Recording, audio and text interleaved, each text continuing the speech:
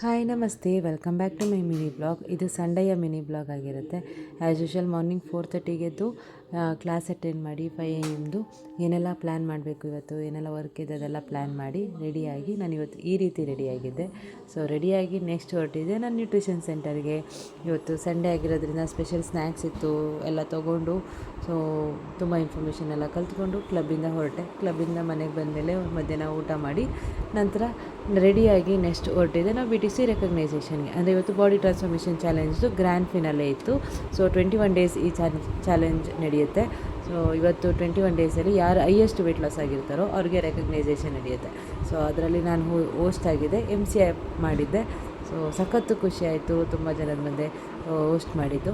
ಅದಾದಮೇಲೆ ನಾನು ಅರುಣ್ ಅವರು ಇವತ್ತು ಸ್ಪೆಷಲ್ ಗಿಫ್ಟ್ಗೆ ಕ್ವಾಲಿಫೈ ಆಗಿದ್ವಿ. ಅದು ಸಖತ್ತು ಖುಷಿ ಆಯಿತು. ಸೊ ಇದಾಗಿತ್ತು ಇವತ್ತಿನ ಬ್ಲಾಗ್. ಮತ್ತೆ ನಾಳೆ ಸಿಗ್ತೀನಿ. ಅಲ್ಲಿವರೆಗೂ ಟೇಕ್ ಕೇರ್, ಬಾಯ್ ಬಾಯ್.